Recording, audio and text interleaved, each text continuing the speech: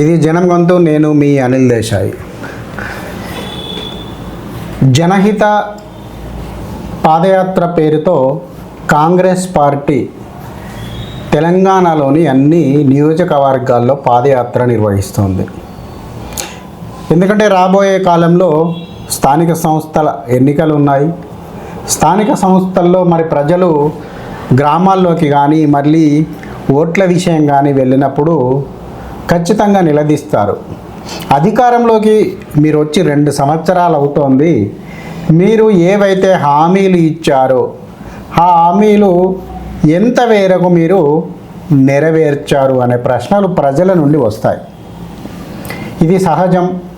ఎందుకంటే అది అధికారంలో అటు కాంగ్రెస్ కానీ బీజేపీ కానీ బీఆర్ఎస్ ప్రభుత్వం కానీ గతంలో టీడీపీ లాంటి ఏ ప్రభుత్వం ఉన్నప్పటికీ కూడా ప్రజల నుండి ఇలాంటి ప్రశ్నలు ఉత్పన్నమవడం అనేది సహజమైన ప్రక్రియ. ఇక జనం గొంతు చూస్తున్న వీక్షకులకు ముఖ్య అభ్యర్థన, ఎందుకంటే ప్రతి ఒక్కరు కూడా మా యొక్క వీడియోలను చూస్తున్నారు, అందుకు సంతోషం. కానీ సబ్స్క్రైబ్ చేయడం మర్చిపోతున్నారు. మేము ఎప్పుడు వీడియో పెట్టినా కూడా వెంటనే లైక్ చేయడం, దాని కింద వెంటనే ఆ వీడియోకు సంబంధించి కామెంట్ చేయడం కూడా మర్చిపోవద్దు. అదే మీరు మాకు పూర్తి స్థాయిలో ఎంకరేజ్ చేసినట్లుగా ఉంటుంది. ఇక వీడియోలోకి వెళ్దాం.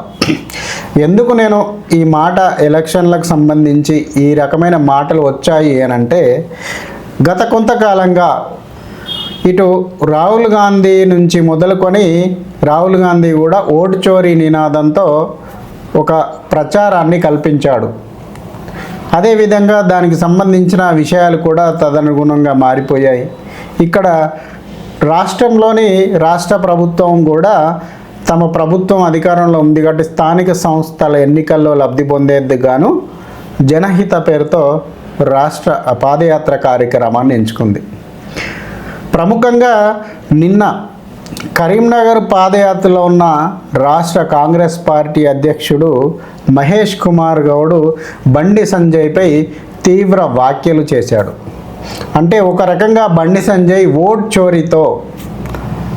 చోరీ మూలంగా గెలిచాడు, ప్రజల అభిమానంతో కాదు అనే ఉద్దేశపూర్వకంగా ఆయన మాట్లాడాడు. వెంటనే బీజేపీ శ్రేణుల నుంచి కూడా నిరసనలు వచ్చాయి. అటు మహేష్ కుమార్ గౌడ్ యొక్క దిష్టి బొమ్మలను కూడా మండల కేంద్రాల్లో విపరీతంగా బీజేపీ కార్యకర్తలు దహనం చేశారు, నిరసనలు చేశారు. ఒక రకమైన ఉద్రిక్త వాతావరణం కూడా నెలకొందని మనం చెప్పవచ్చు. కానీ గత కొంతకాలంగా ఒక 15-20 రోజుల నుంచి రాహుల్ గాంధీ ఎప్పుడైతే ఈ ఓటు చోరీ అనే విధానాన్ని, ఈవీఎంల ద్వారా ఓటు చోరీ విధానాన్ని అనేది ఎప్పుడైతే అంశంగా తీసుకొని మాట్లాడుతూ ఉన్నారో ఇది ప్రజల్లో కూడా నానుతూ ఉంది. ఒకవైపు కొంతమంది వారిను సూడో సెక్యులర్ వాదులు అనొచ్చు, లేకపోతే కుహనా మేధావులు అనొచ్చు, లేదా అధికారంలో పార్టీని గుడ్డిగా విమర్శించడం అని కూడా అనుకోవచ్చు. ఎందుకంటే నేను గుడ్డిగా విమర్శించడం అనే మాట ఇక్కడ ఎందుకు వాడుతున్నాను అంటే, నేను చెప్పబోయే ఈ విషయాలన్నీ కూడా మీరు శ్రద్ధగా వినండి. ఎందుకంటే ఈవీఎం అనేది ఈరోజు నిన్న మొన్న నరేంద్ర మోదీ వచ్చి 2014లోనే తీసుకొచ్చి తన అధికారంలోకి వచ్చిన విషయం కాదు. ఇది 1982లో కేరళలో దీన్ని ప్రయోగించడం జరిగింది. 1982లో కేరళలో ఈవీఎంలను ప్రయోగించి మెల్లమెల్లగా అంచెలంచెలుగా ఈ యొక్క ఈవీఎం విధానాన్ని తీసుకురావడం జరిగింది. తదనంతర కాలంలో 1993లో పూర్తి స్థాయిలో లోకసభ ఎలక్షన్లకు సంబంధించి ఈ ఈవీఎంలను పూర్తి స్థాయిలో ఉపయోగించి ఎలక్షన్ కమిషన్ వెళ్ళడం జరిగింది. ఇదేమి కొత్తగా 2014లోనే ఈవీఎంలను తీసుకొచ్చినట్టుగా ప్రతి ఒక్కరూ మాట్లాడుతూ ఉన్నారు. ఈవీఎంలో బటన్ ఏది నొక్కినా అటు కాంగ్రెస్ అది బీజేపీకే పడుతోంది అని. మరి ఓటేసేవాడు అక్కడున్న ఓటరు పిచ్చోడు అవుతాడా? ఎందుకంటే ఓటు వేసినప్పుడు పక్కనే ఉన్న వీవీప్యాట్ ద్వారా కూడా ఓటుకు సంబంధించిన స్టిక్కరు అందులో కట్ అయి పడుతూ ఉంటుంది. అది ఓటేసేటప్పుడు ఖచ్చితంగా అక్కడ మనకు నువ్వు ఏ పార్టీకి ఓటేసావు అనేది ఆ ముక్క స్లిప్ కట్ అయి బాక్స్లో పడిపోతుంది. అంటే ఇక్కడ ప్రతి ఒక్కరూ తాను ఏ పార్టీకి ఓటేశాను, ఏ పార్టీకి సంబంధించిన గుర్తు వీవీప్యాట్లో నమోదైందో, స్లిప్ ద్వారా ప్రింట్ అయిందో మనకు ఈజీగానే అక్కడ తెలిసిపోతుంది. ఇంకా దాంట్లో అబద్ధం ఎక్కడుంది? ఒకవేళ అట్లాంటి సంఘటనలు జరిగితే ప్రజాస్వామ్య దేశంలో ఎవరు ఊరుకుంటారు? ఎవరైనా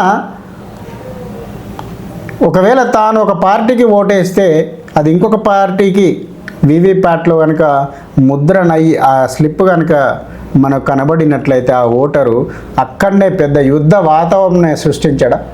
అలాంటిది ఇంతకాలంగా దాదాపు 93 నుంచి ఇప్పటి వరకు వీవీప్యాట్ల ద్వారా ఈ ఎలక్షన్లు నిర్వహిస్తున్నప్పుడు, ఏ గొడవ లేకుండా నిర్వహిస్తున్నప్పుడు దాన్ని కేవలం నరేంద్ర మోదీ కేంద్ర ప్రభుత్వంలో అధికారంలోకి వచ్చినప్పుడే అసలు వీవీప్యాట్లు కానివ్వండి, ఎలక్షన్ ఈవీఎంల ద్వారా కానివ్వండి ఓటు చోరీ జరుగుతుంది అని మాట్లాడడం ఎంతవరకు కరెక్టు? మనం ఒకసారి చూసుకుందాం. ఇప్పుడు ఈ 2024లో జరిగిన ఎలక్షన్లనే మనం చూసుకుందాం.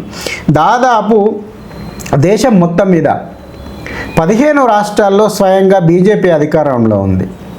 ఎన్డీఏ కూటమి ద్వారా 19 రాష్ట్రాల్లో అధికారం, అంటే ఇంకొక 4 రాష్ట్రాలను కలుపుకుంటే, ఎందుకంటే ఇప్పుడు ఆంధ్రప్రదేశ్ కావచ్చు, అదేవిధంగా ఇటు బీహార్ కావచ్చు, జేడీయూ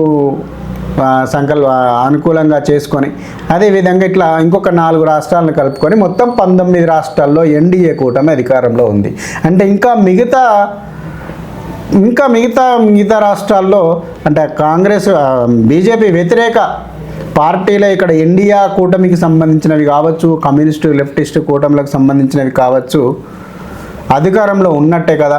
ఇటు తమిళనాడులోకి పోతే దాదాపుగా బీజేపీ కాంగ్రెస్లు కూడా ఎన్నడూ అధికారంలోకి వచ్చిన దాఖలాలు లేవు. ఇటు కేరళకు వెళ్తే ఎప్పుడు కూడా కమ్యూనిస్టులు అధికారంలోకి వస్తున్నారు. మరి కమ్యూనిస్టుల అధికారాన్ని ఈవీఎంలు మరి చూపెడతా ఉన్నాయి. ఇటు బెంగాల్కి పోతే దాదాపు 3 దఫాలుగా ఇప్పటికి 15 ఏళ్ళుగా నిరంకాటంగా మమతా బెనర్జీ అధికారాన్ని కైవసం చేసుకుంటూ ఉంటుంది. అదేవిధంగా పంజాబ్లో వెళ్తే ఆమ్ ఆద్మీ పార్టీ అధికారంలోకి రాగలిగింది. మొన్నటి వరకు ఢిల్లీని 2 దఫాలుగా ఆమ్ ఆద్మీ పార్టీ ఏకఛత్రాధిపత్యంగా ఢిల్లీ అంటే సెంటర్ ఆఫ్ హెడ్ క్యాపిటల్ను కైవసం చేసుకొని దాదాపు 10 సంవత్సరాలు కేజ్రీవాల్ పరిపాలించాడు. ఇప్పుడు మన తెలంగాణ, కర్ణాటకలను కూడా చూసుకుంటే మరి ఇక్కడేమీ బీజేపీ ప్రభుత్వం లేదు.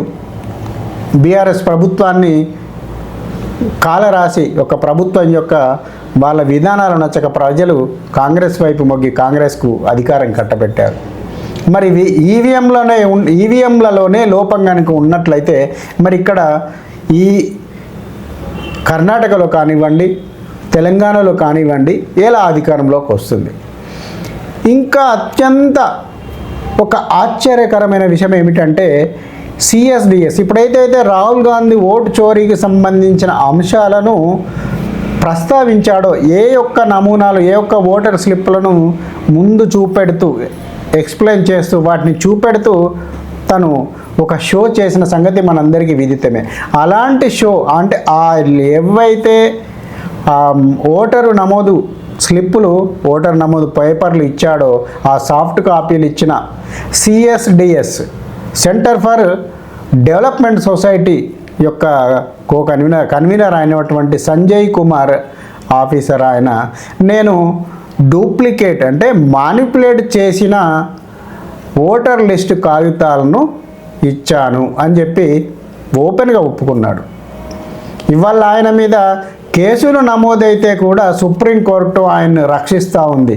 ఆయన మీద ఎలాంటి చర్యలు ఇప్పుడు తీసుకోవద్దు, ఆయన్ను ఇప్పుడు ఏమీ ప్రశ్నించవద్దు, దాన్ని కొంతకాలం పాటు అలాగే ఉంచండి అంటూ సుప్రీంకోర్టు ఆయనకు వకాల్తా పుచ్చింది.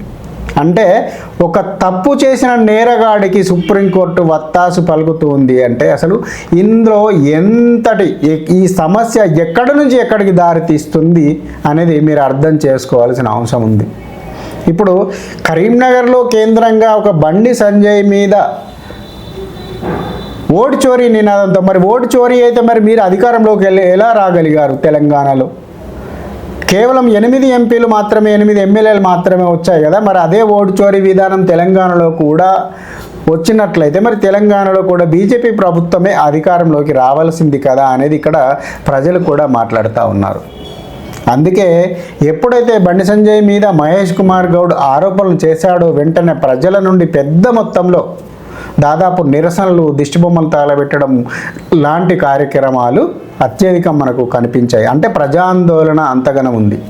అంటే ఏదైతే మీరు మీరే తప్పుడు ఆరోపణలు చేస్తారు, మీరే మళ్ళీ సమర్థించుకుంటారు, మళ్ళీ మీరే విమర్శిస్తారు, మళ్ళీ మీకే అధికారం రావాలి.